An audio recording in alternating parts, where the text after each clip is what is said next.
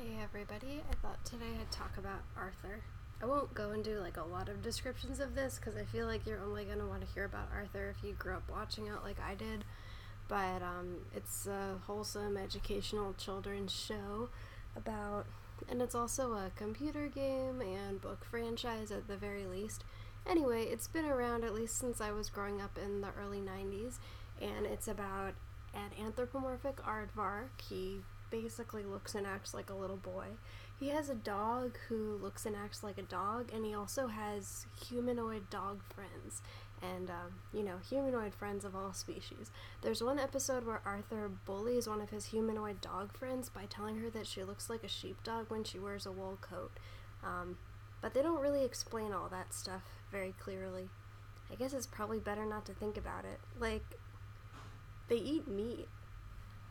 Anyway, so I watch Arthur a lot because my boss really likes it, and she likes a lot of the same kids shows that she grew up watching, so we watch a lot of them. There's better and worse kids shows. I think Arthur is like a really good show for people of any age. It's very smart. Even though it has a wholesome message, I think it's funny and not oversimplified about things, really. One of the worst kids shows I can think of is the show called Super Y. It's really badly animated. It's like they intentionally seem to avoid any situation where people would walk. It's like Rob Liefeld, basically. They don't want to do feet, so they'll just make people fly around for no reason so that they don't have to animate their feet walking. If there's a crowd of people, they'll just be the same two people copied over and over. But I think what's most annoying about Super Y, and like, Super Y is a really, really basic show about teaching little kids to read, but like, I'm sorry the people who made it don't have any more respect for themselves than that, because it's just like, there's these four horrible characters, one of whom is a pig for some reason, and it's like, every episode is about one of the little characters gets upset about some problem that they think they have. Like, for example, their family is obviously planning a surprise birthday party for them, and they're like, why are my family sneaking around? Or like they didn't listen to something their dad told them and now they don't know what they're supposed to do. What can I do?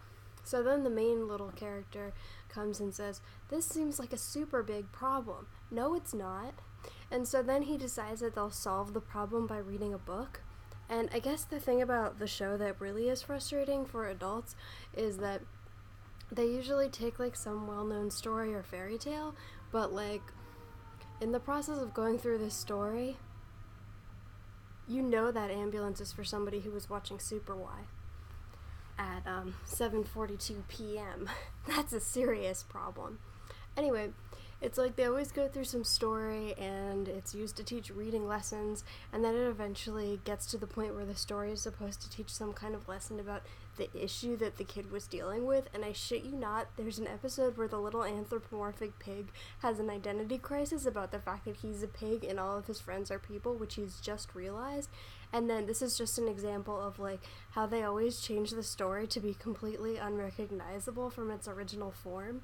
So in that episode, the story that they used was The Little Mermaid, and The Little Mermaid was about how the Little Mermaid didn't want to be a mermaid, she wanted to be like people, and at the end she realized it was okay to be a mermaid. I don't remember that happening in The Little Mermaid, like, at all. So, anyway, there's also a lot of kids shows that are really enjoyable to watch, such as, I'll include Adventure Time and Steven Universe and Gravity Falls and this, even though they're really more, I mean, not only do they have like a large adult audience, but I think rather than being for like littler kids, they're really more for like tweens, I guess.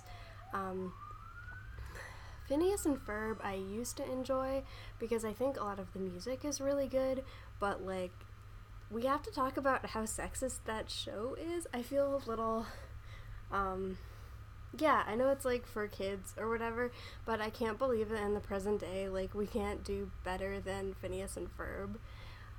Like, the way that the female characters are portrayed in the show is really weird. Like, the sister only exists to, like, to be a buzzkill to the two little boys, and to have a boyfriend. Like, there's one episode where she split into two personalities, and the two personalities are defined by wanting to get her brothers in trouble and wanting to be with her boyfriend. I don't know, and I think it really frustrates me, and it took me a really long time to realize how sexist the show was, because, like, the jokes were funny, and I enjoyed the music so much, and, I think I even first watched the show when, like, my friend Zoe showed it to me a few years ago, and she, like, and some of our other friends were, like, really all into the show, so she showed it to me in this kind of, like, evangelicalistic way, and I was very much in agreement that, like, the music was really good, and, like, a lot of the stuff that happens in the show, like, a lot of the gags and a lot of the running things, like the villains and the platypus and stuff, are all really fun things, so I don't think I even really noticed this. But yeah, basically the two main female characters are the sister who's like that, and then, like, the little girl who's, like, friends with the boys, and her character is just defined by the fact that she has a secret crush on the main boy. I think it's Phineas, I don't think it's Ferb. But, yeah, I think that sort of made me turned me off of the show, even though I used to like it. Gravity Falls, obviously, is a great show. I love Adventure Time and Steven Universe, but, I think then we're getting to the point where, like, Steven Universe and Adventure Time, I wouldn't be surprised if there's, like, at least as many adults watching those shows and participating in the fandoms as kids, so, like, I don't know what point you can, like, even really call them, like, a kid's show. More just like an all ages show. Sesame Street, obviously, a great show. Something that I always enjoy. Although, if you didn't know, when they moved Sesame Street from, like, public television to HBO, I can't believe they actually did this, because I feel like they were trying to tell people that it wouldn't change when Sesame Street went to HBO, but they actually, changed the Sesame Street neighborhood to look fancier and cleaner. And in the opening credits, instead of having Sesame Street look kind of, like, grubby like it used to look, it's literally shiningly clean, like, so clean that there's, like, glitter flying off it, and I just don't really understand why they did that when people are already going to criticize Sesame Street. Like, did they have to actively gentrify it? But I wanted to talk about Arthur. So, I'm not gonna review anything interesting about Arthur. I will say, a few years ago, I used to think the autism episode of Arthur was great, and last time I watched it, I didn't think it was that good, which I actually think is kind of a good sign for how the media and pop culture are going about autism. Like, when I first saw that episode several years ago, I was like, whoa, it's so good. And, I was like, wow, I can't believe they're portraying the autistic character as, like, a friend, and they're saying, he has problems, but they're not such a big deal, and he has his own perspective. I always really liked the fact that he drinks his juice in a box, not a bottle. I think that's always been my favorite thing about the episode, because I feel like that just rings so true, is, like, something that an autistic person would do and say, that, you wouldn't necessarily expect to see something on TV that's so accurate, and just kind of, like, homemade feeling about autism. But, yeah, now that I'm older, I'm kind of like, I think Carl is the autistic boy and George is his friend who gets taught a lesson. But the thing is, watching Arthur, like, George, who's a regular character, comes off as, like, so much more autistic than Carl. Like, if I was just watching the show and I was, like, asked who was autistic, I would say George. He needs to use, like, a puppet of a giraffe to communicate, and obviously we have to ask if they have any friends that are humanoid giraffes, and if those humanoid giraffes are possibly offended by George's puppet giraffe, which is naked and an animal. But we don't know about that. Anyway, I think George just comes off as more autistic. I wish they'd just have a regular autistic character instead. That's a small complaint. There's an episode where one of the characters is temporarily in a wheelchair. I'm just gonna do my, like, disability Arthur rundown, because I always have disability opinions about kids' shows. The episode with a character in a wheelchair. Somebody's temporarily in a wheelchair, and he makes friends with a girl who's in a wheelchair, and she gives him advice and helps him get around and stuff. I basically liked it, but I wasn't really sure what to make of the fact that they sort of had this implication that things aren't always accessible, but that's okay because you can always ask somebody for help. I think it was something that I felt a bit divided on. Like, first of all, a kid's show can't just be, like, a huge bummer and be like, lots of things aren't accessible. It's hard to go places if you're in a wheelchair. I guess people just don't care about including people in wheelchairs. Like, they can't end on that note. At the same time, they can't pretend that everything's accessible, because it's not.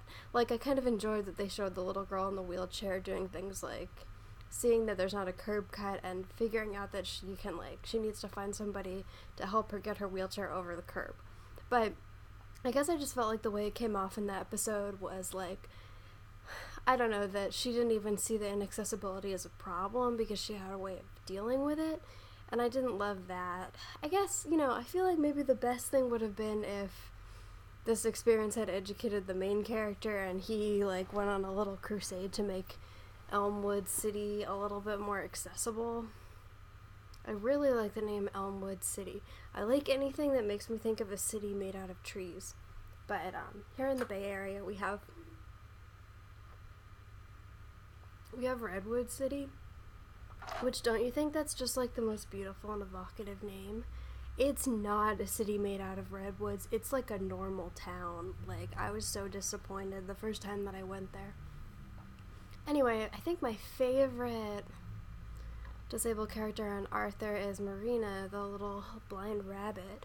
And I like her because I feel like the episodes that are about her and her best friend, they don't, like, avoid the fact that one of them is blind and one of them is sighted. And sometimes they show Marina having, like, more problems with things because she's blind, but not in a way that's, like, making a huge deal about it, but they don't ignore it either. So I like that. And I like the fact that they're both sort of the point of view character. It doesn't come off like, the non-disabled character is being taught by the disabled character. So much for me not talking about that stuff. The only thing I wanted to talk about, and listen to this, there's an episode of Arthur where Neil Gaiman makes a cameo, and he's a cat boy, and he gives the character Fern advice on how to become a writer. And after she meets him at a book signing, she has this tiny imaginary version of Neil Gaiman who just pops up and gives her advice on writing, leading to the best line I've ever heard on television. Neil Gaiman, what are you doing in my falafel? Then later she runs into Neil Gaiman, like the real Neil Gaiman, but she thinks it's her imaginary Neil Gaiman, and she says, Neil Gaiman, why aren't you in my falafel or in my shoe or something? Oh, you're the real Neil Gaiman. And then Neil Gaiman says, oh, I don't know, what does reality mean anyway? The other thing I wanted to talk about is this forum that I found a while back. I thought this was funnier because I actually thought this was like an official Arthur forum for kids, and I think it's actually like an edgelord, like grimdark Arthur forum, maybe for like teens and adults. Actually, that's like even funnier than if this was on a forum for kids. But yeah, a while back I looked at this Arthur character named LaDonna Compson, who, if the name wasn't getting it across, she's from the South. I liked LaDonna. I think she's like a newer character. And I like her because I found her interesting because I thought that it seemed like the point of her character partly was to come off as somewhat less, like, middle class than the other characters. Like, she's from the Deep South and she has a very, like, colorful personality, I guess. I don't know a better way to describe that, but I felt like the show was making an effort to show, like, different kinds of cultures and different kinds of people in a good light. So I just kind of Googled the character to see if I could find anything about her character design and, like, how they came up with her. Instead, I found this forum, The Slums of Elmwood City, the official Hate LaDonna Compson thread. This is Arthur. Do you know what Arthur looks like? It's a show about a little aardvark who is like a little boy. He's like 8 or something. How do you feel about LaDonna Compson? This is a poll. She's awesome, so funny and original. 3 votes. She's okay, mildly entertaining. 9 votes. Ugh, she's annoying. 2 votes.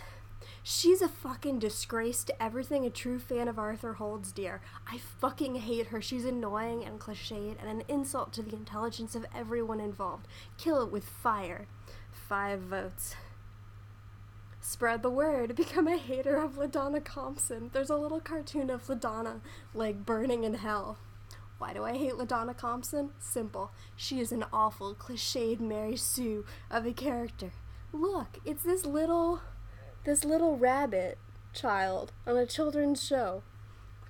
She is an awful, cliched Mary Sue of a character. She's supposedly so awesome, words of the Elmwood City kids, for reasons still to be determined. And even more annoying, she is constantly shipped with Arthur in the show. Whatever happened to Sue Ellen or Francine? They're basically canon people. Someone decided to spit at canon and ship their brainchild with a character who probably wouldn't like her if it wasn't for plot love potion. I just want to clarify, there's, like, no dating or, like, shipping or romance in the show. They're 8. She's everything I hate about the show's new direction. Personified, loud, overly colorful, and headache-inducing to watch. What a load of crap. Rabbit crap, because she's a rabbit. As of 2015, this is an update. My feelings toward LaDonna have barely changed. I do feel a little embarrassed that I basically flamed myself making this thread. As of now, I don't want to see her drowning in a lake of fire. Well, maybe, but I still think she's an awful Mary Sue of a character, and I would love if she mysteriously disappeared from the show. While I find her rather amusing, this is somebody else, the whole Arthur x LaDonna ship tease makes absolutely no logical sense to me. She's nowhere near the type of person someone like Arthur would be attracted to. I can only picture him with someone much more level-headed and responsible, like Sue Ellen. The only thing that might lend some credence to the pairing is the fact that LaDonna is similar to Buster in certain ways. That's kind of racist. Do they mean because they're both rabbits? Appetite, delusional reality, being unkempt, although Buster is much more relaxed and less likely to drive people insane. So why don't they just ship Arthur and Buster?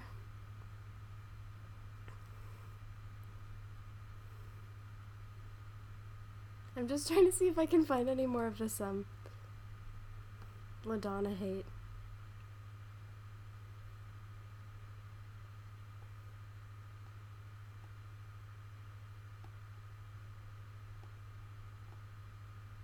Sorry, I wish I had prepared for this a little. I hate watching videos where somebody is just, like, scrolling and stuff. Whatever. Okay. Sorry for scrolling, but I just still think this is amazing. I always thought it seemed that the show abandoned the Sue Ellen and Arthur ship from the books in favor of Sue Ellen and Binky. I totally agree with you. At first, the Arthur's Valentine book and the diary one seemed to imply that Sue and Arthur were definitely based on Mark's childhood crush, and there was something there. However, as Matt stated, the show and writers deterred that in favor of Arthur x Francine, as there were some books, Who's in Love with Arthur, for example, and in the Arthur's Valentine book, Francine did play his secret admirer, and the show has one believe that they are married and old, and in the teenage look-aheads, it seems they are very good friends, and Sue Ellen is not around. I did not even know who Sue Ellen was, lol. She did not really resemble the book character at all. Mind you, those old books were pretty weird. Okay, sorry. That's about it. That's what I had to say. I'm sorry that I didn't do a better ending, but I just wanted to tell you about Arthur. I wanted to tell you about the Neil Gaiman episode. Oh, I wanted to respond to the comments on my previous video. I don't know if I'll keep doing this in the future, but I just, this time anyway, I noticed that I hadn't gotten around to answering any of the comments, because I thought I'd save them for when I was waiting for the bus or something, but I didn't. So, I just thought I would respond to the comments on my video. There's 4. Okay Guy said, thank you for this. It's always disappointing to me when I hear people talking about autistic people and how they're valuable because they might be very good at a particular thing. And I'm like, yeah. And what about autistic people who aren't amazing at anything? Are they trash? Yeah. So, thank you. I appreciate that. And I see that you got 2 thumbs up. I will add another. I'm glad that other people don't appreciate the whole autistic people are okay because they're secretly geniuses thing. Richard said, hey Amanda, have you experienced blind rage? I don't think so. You might have to clarify what you mean by that. Like, when I was a kid, I had a temper, and I can remember losing my temper a few times, but I think probably not more than other kids. Anger interests me. I mean, maybe I'm just really an angry person and making excuses for myself, but I think for me, like, often the times that the people who've tried to tell me that they think I'm a really angry person, often in retrospect are people who haven't treated me very well. Like, I think it's easy to tell somebody that they're too angry if you don't like them standing up for themselves, and I feel like I've often had that experience. Brian said, great video. Thank you. Sonic said, gabapentin is absolutely addictive. I don't know if that's true. I mean, I struggled with gabapentin for the reasons I said, but I think that, my impression is that, like, a reason it's prescribed a lot is because it's really cheap, it doesn't have a lot of bad side effects, and I guess I assumed it wasn't that addictive. I didn't really have any trouble when I went off it, but, yeah, I don't know. Thanks for letting me know about that. Distraction is a great pain reliever. I wish. Anyway, thank you for your comments, and I hope you enjoyed hearing about Arthur.